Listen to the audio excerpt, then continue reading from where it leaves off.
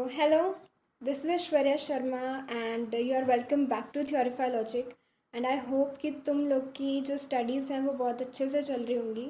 और आज की इस वीडियो में हम CBSE क्लास 10 का एसिड्स बेसिस एंड सॉल्ट्स वाला जो चैप्टर है उसको पूरे ही डिटेल तरीके से कवर करेंगे। ठीक है, हर चीज़ को डिटेल तरीके में लेकर चलेंगे। स्टार्ट करते हैं। क्लासिफिकेशन ऑफ मैटर जो हमने छोटी क्लासेस में पढ़ा है कि मैटर के 3 स्टेट्स होते हैं, सॉलिड होता है, लिक्विड होता है, कंपाउंड होता है, सॉलिड होता है, लिक्विड होता है, गैस होता है, एलिमेंट्स होते हैं, कंपाउंड्स होते हैं, है ना। ये सब हमने पढ़ा हुआ है। तो अब एक उसका ही छोटा सा तुम्हें रीकैप जो बोलते हैं on the basis of composition. तो कॉम्पोजिशन के बेसिस पे क्या मैटर की क्लासिफिकेशन है, वो है एलिमेंट्स में है, कंपाउंड्स है और मिक्सचर्स है। स्टेट सॉलिड, लिक्विड है और गैस है। सॉल्युबिलिटी क्या है, सस्पेंशन होते हैं, कोलॉइड्स होते हैं, सॉल्यूशंस होते हैं।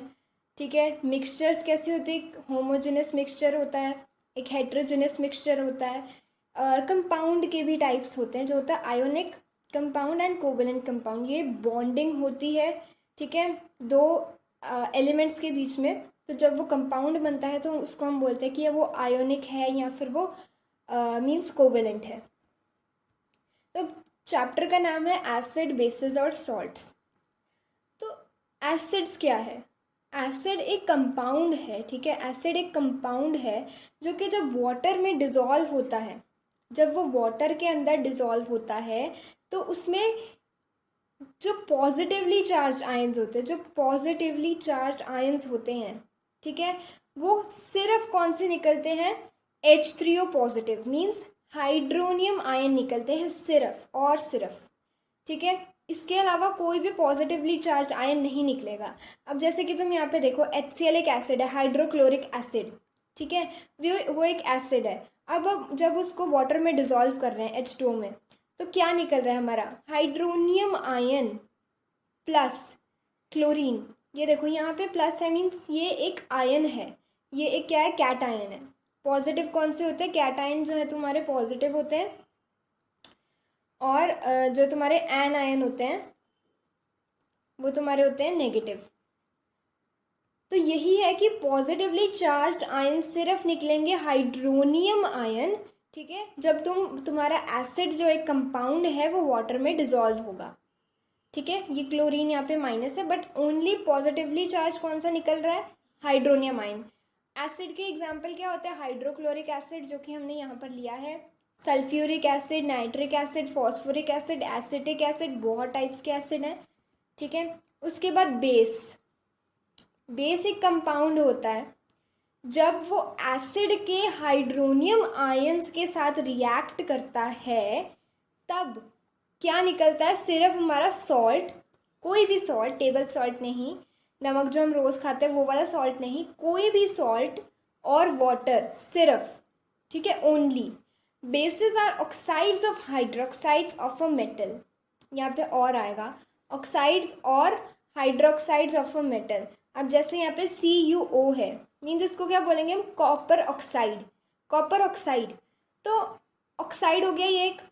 यहाँ फिर हम ले रहे हैं NaOH, तो सोडियम हाइड्रोक्साइड। यहाँ पे तभी लिखा है ना, बेसिस आर ऑक्साइड्स या हाइड्रोक्साइड ऑफ अ मेटल। तुम कैसे आइडेंटिफाई करोगे कि वो एक बेस है, नाम से। अगर उसमें कोई ऑक्साइड आ रहा है, O आ रहा है या OH आ रहा है, तो वो क्या हो जाएगा, बेस हो जाएगा। जो तुम्हारे सोप होते हैं, जो तुम डेली यूज़ करते हो सोप, ठीक है, साबुन जो होते हैं, वो तुम्हारे एक तरह के बेस से बनते हैं। कुछ सोप होते हैं जो ज़्यादा बेसिक होते हैं, जो स्किन के लिए नहीं ठीक होते। कुछ सोप होते हैं जो कम बेस वाले होते हैं। ठीक है, तो यहाँ पे CuO जो कि कॉपर ऑक्साइड है, वो HCl के साथ रिएक्ट कर रहा है। तो अब जब वो HCl के साथ रिएक्ट कर रहा है तो बेस किसके साथ रिएक्ट करेगा, हाइड्रोनियम आयन के साथ। ठीक है, और कॉपर क्लोराइड बन जाएगा और वाटर बन जाएगा। कॉपर क्लोराइड तुम्हारा क्या है, सॉल्ट है, और ये तुम्हारा वाटर है। ठीक है, एग्जाम्पल क्या है, sodium hydroxide NaOH, potassium hydroxide KOH, calcium hydroxide CaOH whole twice. ठीक है, अब फिजिकल टेस्ट, अब हमें पता कैसे चलेगा कि कोई चीज़ एसिड है या बेस है, तो उसके लिए 2 फिजिकल टेस्ट हैं। वो फिजिकल टेस्ट क्या है? सबसे पहला है टेस्ट। कुछ किसी एसिड को हम टेस्ट करके देख सकते हैं। An acid test sour whereas a base test bitter. ये क्वेश्चन भी आ सकता है तुम्हें। तो अब इसका एक एग्जाम्पल लो। नींबू खाए, लेमन, नींबू खाते हैं हम लोग, ठीक है। बहुत ही ज़्यादा खट्टा होता है, मीन्स सार होता है।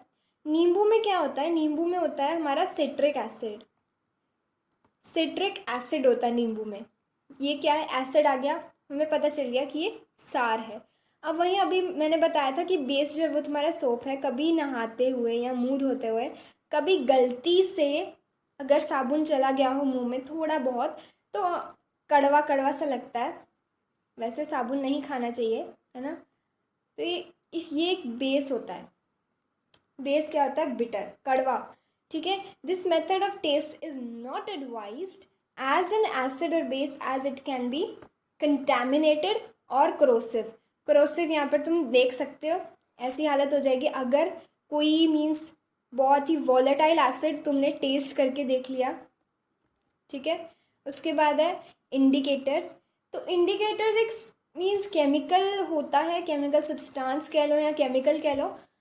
तो वो क्या होता है, उसके जो फिजिकल प्रॉपर्टीज़ है उसमें तुम्हें चेंज दिखता है। या तो वो कलर चेंज कर लेगा या तो उसका ऑर्डर चेंज हो जाएगा जब वो किसी एसिड या बेस के कांटेक्ट में आता है, ठीक है। इंडिकेटर्स हमारे पास अभी हम 2 इंडिकेटर्स पढ़ेंगे। तो सबसे पहला है लिटमस। लिटमस शायद से तुमने लैबोरेटरी, जब तुम अगर स्कूल में विज़िट किए अपनी लैब, केमिस्ट्री लैब, तो उसमें शायद से तुमने देखा हो या फिर शायद से तुमने एक्सपेरिमेंट भी किया हो। मार्केट में भी मिल जाता है लिटमस पेपर। तो जब हम लिटमस को न्यूट्रल सोल्यूशन में डालते हैं तो वो कौन से कलर का होता है? पर्पल कलर का। अगर हम उसको एसिडिक सोल्यूशन में डालेंगे तो वो रेड कलर का हो जाएगा। अगर बेसिक सोल्यूशन में डालेंगे तो ब्लू कलर का हो जाएगा, ठीक है। लिटमस जो है पेपर के स्ट्रिप्स में भी होता है और लिटमस जो है सोल्यूशन भी आता है, लिटमस सोल्यूशन भी आता है, ठीक है। तो रेड लिटमस पेपर भी आता है और ब्लू लिटमस पेपर भी आता है।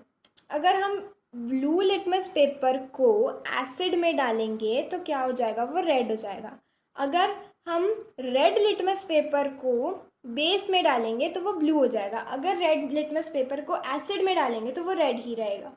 अगर ब्लू लिटमस पेपर को बेस में डालेंगे तो वो ब्लू ही रहेगा। बट अगर उल्टा कर दो तो उनका कलर जो है वो चेंज हो जाएगा। अब जैसे यहाँ पे देखो, यहाँ पे ये जो कलर है ये थोड़ा बहुत क्या लग रहा है? ये लग रहा है ब्लू सा लग रहा है, रेड लग रहा है ना, रेडिश सा, रेड और पर्पल का थोड़ा मिक्सचर सा लग रहा है। और जब ये इसमें डिप किया है तो ये ब्लू हो रहा है। तो हम कह सकते हैं कि ये एक बेस है। मैं जस्ट अज्यूम कर रही हूँ कि एक बेस है, ठीक है। अब हमें कभी कभी मुझे भी कन्फ्यूजन होती थी, तो मैंने कैसे याद किया था कि एसिड जो है, एसिड क्या है? खतरनाक होते हैं, खतरनाक होते हैं एसिड।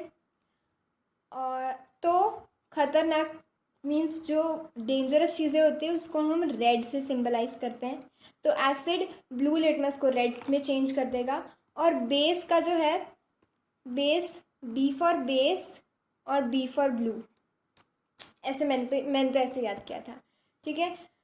अब दूसरा इंडिकेटर है वो है मिथाइल ऑरेंज। ये ओरिजिनली ऑरेंज कलर का होता है, ठीक है, ओरिजिनली ऑरेंज कलर का होता है। बट जब हम इसको न्यूट्रल सोल्यूशन में डालते हैं तब भी ये कलरलेस रहता है। जब हम इसको एसिडिक सोल्यूशन में डालते हैं तब भी ये कलरलेस रहता है। बट जब इसको बेसिक सोल्यूशन में डालते हैं तो ये क्या हो जाता है? पिंक हो जाता है। अब मैं यहाँ पर ये अज्यूम कर रही हूँ कि ये किसी बेस में इन्होंने डाला है मिथाइल ऑरेंज, जिसकी वजह से इसका कलर जो है पिंक हो गया है। जस्ट अज्यूमिंग, ठीक है। अब एसिड और बेस का रिएक्शंस के बारे में ये कुछ रिएक्शंस कह सकते हो जिससे तुम्हें याद रखना है, ठीक है। Reaction of acid and base with metals. Metals के साथ देखो, मेटल्स के साथ जब भी रिएक्ट होगा तो क्या निकलेगा? एक तुम्हारा सॉल्ट निकलेगा और हाइड्रोजन निकलेगा, ठीक है। एसिड जब भी किसी मेटल के साथ रिएक्ट करेगा तो यहाँ पर देखो HCl जो है वो Mg के साथ मीन्स मैग्नीशियम के साथ जो है रिएक्ट कर रहा है, तो मैग्नीशियम क्लोराइड बन रहा है और हाइड्रोजन तुम्हारा निकल रहा है। बेस जब किसी मेटल के साथ होगा तब भी यही होगा, ठीक है। NaOH प्लस जिंक Na2ZnO2, ठीक है, plus H2। A more reactive metal displaces the less reactive metal from its base. 2Na plus MgO2 MgOH whole twice gives NaOH plus Mg। जो रिएक्टिविटी सीरीज के हिसाब से सारे रिएक्शंस चलते हैं, ठीक है। Reaction of acid metal with carbonates and bicarbonates, carbonates है या बाइकार्बोनेट्स है, कार्बन यहाँ पे आ रहा है तो याद रख लो CO2 निकलेगा। ये एक आसान सा तरीका याद रखने का, जब मीन्स अब तुम सारे अगर रिएक्शंस को रट्टा मारने बैठोगे तब कुछ भी याद नहीं रहेगा, इसलिए ये चीज़ याद रखना है। जब तुम्हें कहीं कन्फ्यूजन, तुम कहीं अटक जाओ तो एसिड प्लस मेटल कार्बोनेट और बाइकार्बोनेट क्या निकलेगा, सॉल्ट, वाटर और carbon dioxide. 2HCl plus CaCO3 gives CaCl2 plus H2O plus CO2, और यहाँ पे H2SO4 का एग्जाम्पल दिया है, ठीक है।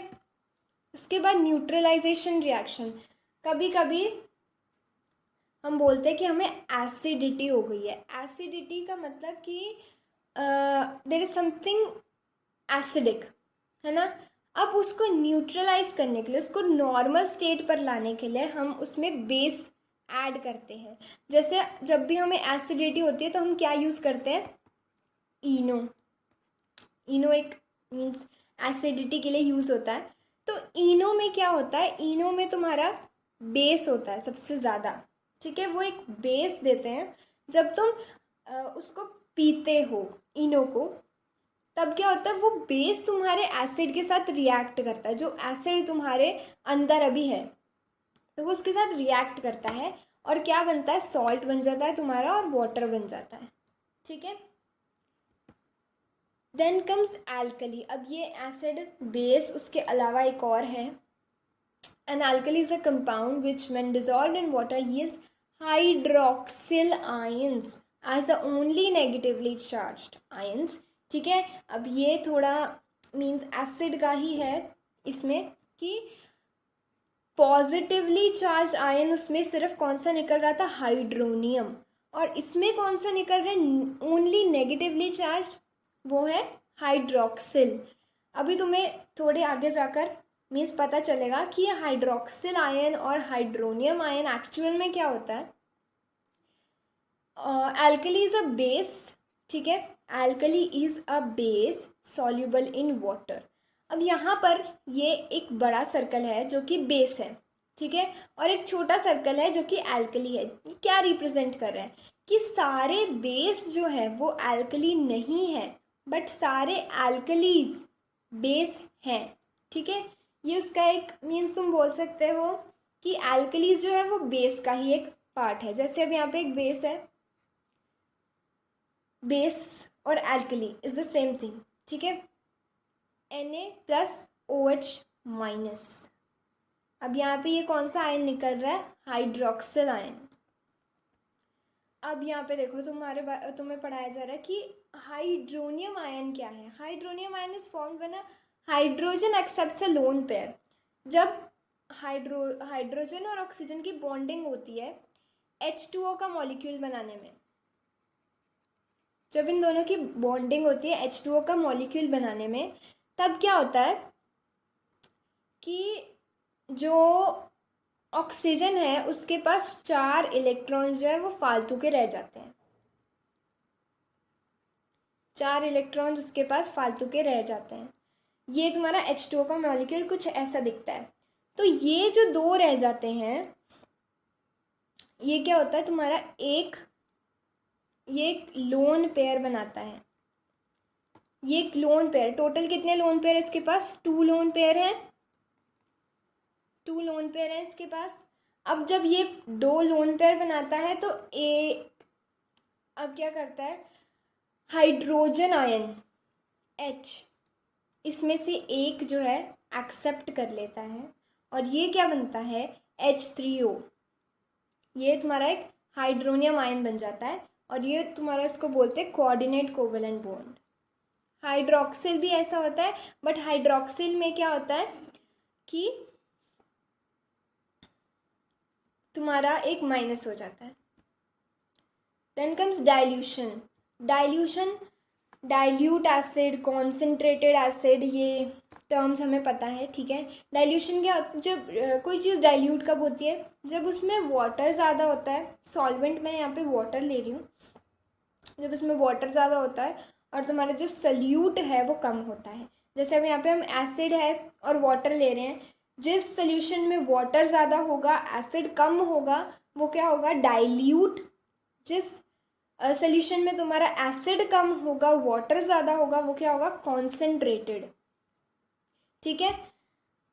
अब हम किसी एसिड को डाइल्यूट कैसे करेंगे या कॉन्सेंट्रेट कैसे करेंगे, तो उसके लिए हम क्या करेंगे कि एसिड को वाटर में डालेंगे धीरे धीरे से, ठीक है। हम उल्टा नहीं कर सकते, क्योंकि अगर हमने वाटर एसिड में डाल दिया तो फिर वही टेस्ट वाला हाल होगा, ठीक है। वो टेस्ट वाला सेम वही चीज़ होगी, क्योंकि ये बहुत ही एक्सोथर्मिक प्रोसेस होता है। जब तुम एसिड को भी वाटर में डाल रहे हो तब भी बहुत ज़्यादा एक्सोथर्मिक है, और फिर जब तुम वाटर डालोगे एसिड में तब बहुत ही ज़्यादा होगा। Then strength of acid, acid कितना स्ट्रॉन्ग है, मीन्स स्ट्रॉन्ग का मतलब जो कि तुम्हारा जिसमें ज़्यादा हाइड्रोजन या हाइड्रोनियम आयन निकल रहे हैं वो तुम्हारा स्ट्रॉन्ग है, जिसमें कम निकल रहे हैं वो तुम्हारा वीक है। बेस, स्ट्रॉन्ग बेस कौन सा है, जिसमें तुम्हारे ज़्यादा हाइड्रोक्सिल आयन निकल रहे हैं, और वीक बेस कौन सा है, जिसमें तुम्हारे कम हाइड्रोक्सिल आयन निकल रहे हैं, ठीक है, मैंने बता दिया। देन डाइल्यूट एसिड क्या होता है, जिसमें हाइड्रोनियम या हाइड्रोजन आयन जो भी है वो पर यूनिट वॉल्यूम कम होते हैं। कॉन्सेंट्रेटेड कौन से, जिसमें ज़्यादा होते हैं हाइड्रोनियम आयन, ठीक है। अब यूनिवर्सल इंडिकेटर, ये एक इंडिकेटर है जो बहुत ज़्यादा यूज़ होता है, जो कि हर जगह मान्य है, ठीक है। A universal indicator has pH range from 0 to 14 that indicates that acidity or alkalinity of a solution, ठीक है, कितना बेसिक है या कितना एसिडिक है। न्यूट्रल सोल्यूशन, न्यूट्रल यहाँ पे एग्जाम्पल ले लेते हैं वाटर का, तो उसका पीएच क्या होता है, 7 होता है। वाटर का पीएच 7, जो कि साफ वाटर होता है, प्योर वाटर होता है, ठीक है। तो ये एक फॉर्मूला है, pH is equal to -log10, और ये जो कि तुमसे बिल्कुल भी कहीं पर भी नहीं पूछा जाएगा, ठीक है। Hence the pH of pure water is 7, the pH scale ranges from 0 to 14। अब जिस चीज़ का pH जो है वो 7 से कम होगा वो एसिडिक होगा, जिसका 7 से ज़्यादा होगा वो क्या होगा, बेसिक, ओके। बेसिकली 1 2 3 4 5 6 7 8 9 10 11 12 13 से 14 है, ठीक है। अब ये तुम देख रहे हो, ये एसिडिक की रेंज है, यहाँ से शुरू होकर यहाँ पर ख़त्म हो रही है। ये तुम्हारी क्या है, न्यूट्रल की रेंज है, और यहाँ से क्या शुरू हो रही है, तुम्हारी अल्कलाइन की जो है, यहाँ से शुरू हो रही है और यहाँ पे ख़त्म हो रही है। अब यहाँ पर 7 है, 7 से कम जो है वो एसिड है। 6 5 इतना लोगे तो क्या होगा, वो स्ट्रॉन्ग एसिड हो जाएगा। जितना नीचे जाता जाएगा वो वीक हो जाएगा, ठीक है। यहाँ पर यहाँ पर जो होगा वो वीक होगा, यहाँ पर जाते जाते वो बहुत ही ज़्यादा स्ट्रॉन्ग हो जाएगा। यहाँ पर जो होगा वो थोड़ा वीक सा होगा, यहाँ तक जाते जाते वो बहुत ज़्यादा स्ट्रॉन्ग बेस बन जाएगा, ठीक है। अब पीएच की इम्पोर्टेंस क्या है एवरीडे लाइफ में, तो जो मीन्स हमारे प्लांट्स होते हैं और एनिमल्स, हम खुद भी बहुत ही सेंसिटिव हैं पीएच से, मीन्स बहुत सेंसिटिविटी है हमारे पीएच के लिए। तो हमें जब कोई प्रोसेस, लाइफ प्रोसेस, डाइजेशन या रेस्पिरेशन, तो इन सब चीज़ों के लिए पीएच वैल्यू की जो है वो एक सर्टेन वैल्यू चाहिए होती है, ठीक है। तो ये एक इम्पॉर्टेंस हो गई ठीक है। अब सॉइल, कुछ कुछ प्लांट्स होते हैं जो कि एक रेंज, वो कुछ एसिडिक सॉइल में ही मीन्स ग्रो कर पाते हैं, कुछ बेसिक सॉइल में ही ग्रो कर पाते हैं। तो उसके लिए चेक करते हैं सॉइल की पीएच, उसके लिए भी हमें पीएच की ज़रूरत पड़ती है। फिर डाइजेस्टिव सिस्टम में भी, जैसे कि अभी तुम्हें पता होगा कि HCl है हमारे अंदर, तो उसके लिए भी पीएच की ज़रूरत पड़ती है एंजाइम्स के रिएक्शन के लिए। ठीक है। टूथ डिके, टूथ डिके क्या होता है, जब एसिडिक इन्वायरमेंट हमारे टूथ पे रिएक्ट करता है। ठीक है। पीएच क्या होता है इसका, 5.5 एंड बिलो। एक एसिड रेन भी होता है जो तुमने पढ़ा होगा, ताजमहल जिसकी वजह से डल होता जा रहा है day by day, acid rain. उसमें भी कुछ ऐसा ही होता है, मीन्स वो रेन में जो है nitric acid, sulphuric acid, phosphoric acid, ये सब का मिक्सचर होता है वो पानी के साथ। उस वजह से ताजमहल के जो है मीन्स मार्बल पे रिएक्ट कर रहा है। Manufacture of acids and base, non metal oxide plus water gives acid. ठीक है। ये SO2 plus H2O gives H2SO3, SO3 plus H2O, ठीक है, गिव्स H2SO4। ये काफ़ी प्रोसेस लंबे होते हैं, बट अभी तुम्हें इसी के बारे में याद रखना है जब तुम अगली क्लासेस में या अगले चैप्टर्स में जो है नाइट्रिक एसिड की प्रेपरेशन या सल्फ्यूरिक एसिड की प्रेपरेशन पढ़ोगे, तब तुम्हें पता चलेगा। ये बहुत ही लंबे लंबे प्रोसेसेस होते हैं और इसमें काफ़ी ज़्यादा रिएक्शंस होते हैं, बट जब तुम एक नॉन मेटल ऑक्साइड को वाटर के साथ रिएक्ट करते हो तो क्या निकलता है, तुम्हारा एसिड निकलता है। फाइन। अब मेटेलिक सॉल्ट को अगर तुम कॉन्सेंट्रेटेड सल्फ्यूरिक एसिड में मीन्स देखो रिएक्ट करोगे तो क्या निकलेगा, सॉल्ट, एक तो सॉल्ट निकलेगा और एक उससे ज़्यादा वॉलेटाइल एसिड निकलेगा। सल्फ्यूरिक एसिड जो है volatile means least volatile acid है ये। ठीक है। लीस्ट वॉलेटाइल एसिड है, खतरनाक है बट वॉलेटाइल नहीं है। ठीक है। NaCl plus H2SO4 gives Na2SO4 plus 2HCl। KNO3 plus H2SO4 gives K2SO4, जो कि तुम्हारा सॉल्ट है, ये भी सॉल्ट है, और यहाँ पर तुम्हारा ये एसिड निकल रहा है। ये एक तरीका है जिससे तुम HCl प्रिपेयर करते हो और नाइट्रिक एसिड भी जिससे प्रिपेयर करते हो। Metal plus oxygen gives metallic oxide, जो कि एक बेस है। 4Na plus O2 gives 2Na2O। ठीक है। 2Na2O plus Mg plus O2 plus MgO। अब मेटल को ऑक्सीजन के साथ रिएक्ट करोगे तो कोई मेटेलिक ऑक्साइड ही निकलेगा। मेटल को वाटर के साथ रिएक्ट करोगे तो कोई बेस या कोई एल्कली निकलेगी और हाइड्रोजन निकलेगा। ऑब्वियसली जब भी मेटल के साथ कुछ भी रिएक्ट होगा तो हाइड्रोजन गैस निकलेगी ही निकलेगी। ठीक है। अब मेटेलिक ऑक्साइड को अगर वाटर के साथ रिएक्ट करोगे तो वो कोई बेस या कोई एल्कली निकलेगी। अमोनिया को वाटर के साथ रिएक्ट करोगे तो अमोनियम हाइड्रोक्साइड निकलेगा। ठीक है। अमोनियम हाइड्रोक्साइड निकलेगा। सॉल्ट, ऐसे करके नमक छिड़क, ये देखो यहाँ पे। Salt is a combination of anion, जो कि तुम्हारा क्या होता है, negatively charge, of an acid, and cation, positively charge of a base. अब यहाँ पे एन आयन क्यों लिया हमने एसिड का, क्योंकि कैटायन एसिड का हमेशा क्या होता है, हाइड्रोनियम या हाइड्रोक्सिल आयन, और क्या मीन्स एनाइन बेस का क्या होता है, हमेशा हाइड्रोक्सिल आयन, इसलिए हमने उल्टा लिया है। एग्जाम्पल के किसका है, बेस का के है, और Cl का क्या है, Cl किसका है, एसिड का। Na का बेस है, Na बेस का है, और NO3 किसका है, एसिड का। Ca बेस का है, SO4 किसका है, बेस का, सॉरी एसिड का।